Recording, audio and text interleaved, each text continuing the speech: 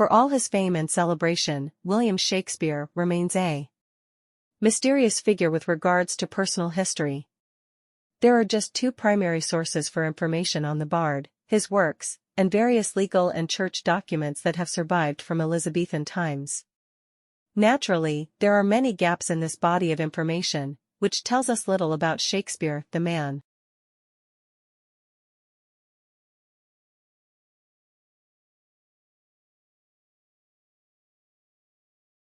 Lawrence Stephen Lowry RBSR was an English artist. Many of his drawings and paintings depict Pendlebury, Lancashire, where he lived and worked for more than 40 years, and also Salford and its surrounding areas. Lowry is famous for painting scenes of life in the industrial districts of northwest England in the mid-20th century. He developed a distinctive style of painting and is best known for his urban landscapes peopled with human figures often referred to as matchstick man. He painted mysterious unpopulated landscapes, brooding portraits and the unpublished marionette works, which were only found after his death.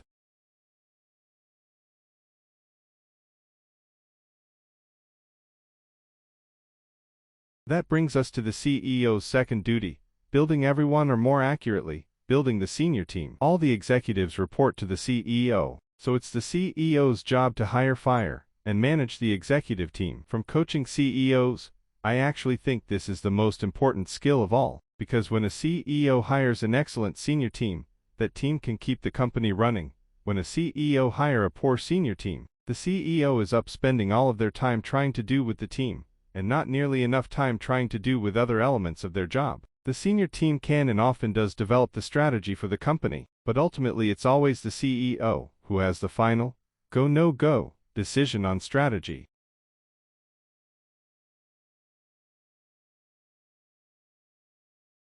That brings us to the CEO's second duty: building everyone, or more accurately, building the senior team. All the executives report to the CEO, so it's the CEO's job to hire, fire, and manage the executive team. From coaching CEOs, I actually think this is the most important skill of all, because when a CEO hires an excellent senior team, that team can keep the company running. When a CEO hires a poor senior team, the CEO is up spending all of their time trying to do with the team, and not nearly enough time trying to do with other elements of their job. The senior team can and often does develop the strategy for the company, but ultimately it's always the CEO who has the final go-no-go decision on strategy.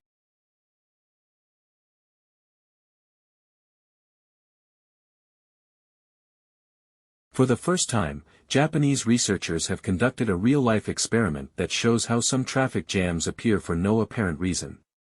They placed the 22 vehicles on a single track, and asked the drivers to cruise around at a constant speed of 30 kilometers an hour. At first, traffic moves smoothly, but soon, the distance between cars started to vary and vehicles clumped together at one point on the track, but the jam spread backward around the track, like a shockwave at a rate of about 20 kilometers an hour. Real-life jams move backward at about the same speed.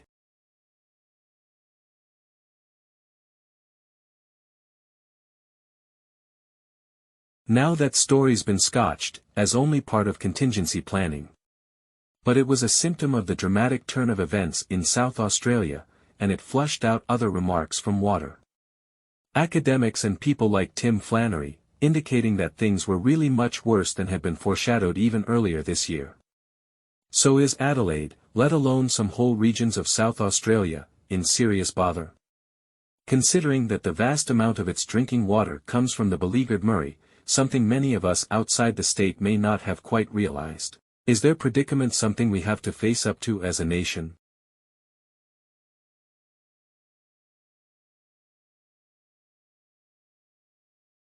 The effect of the first difference is, on the one hand, to refine and enlarge the public views, by passing them through the medium of a chosen body of citizens, whose wisdom may best discern the true interest of their country, and whose patriotism and love of justice will be least likely to sacrifice it to temporary or partial considerations.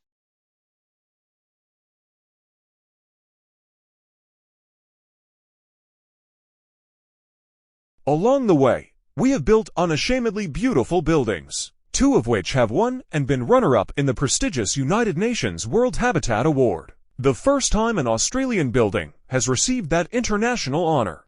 We rely on older concepts of Australian architecture that are heavily influenced by the bush. All residents have private verandas, which allows them to socialize outdoors and also create some defensible space between their bedrooms and public areas.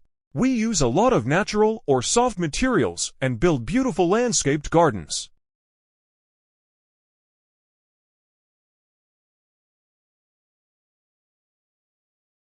What is nanotechnology? Well, a report that was put together by a combination of the Royal Society and the Royal Academy of Engineering that came out last summer, identified two topics. Nanoscience is the study of phenomenon and the manipulation of materials at atomic, molecular and micromolecular scales, where properties differ significantly from those at a larger scale. Nanotechnologies are the design, characterization, production and application of structures, devices and systems by controlling shape and size at the nanometer scale. So I'll talk a little bit more in a moment about what a nanometer is, but loosely speaking, people think of nanotechnologies as being a sort of 100 nanometers or less.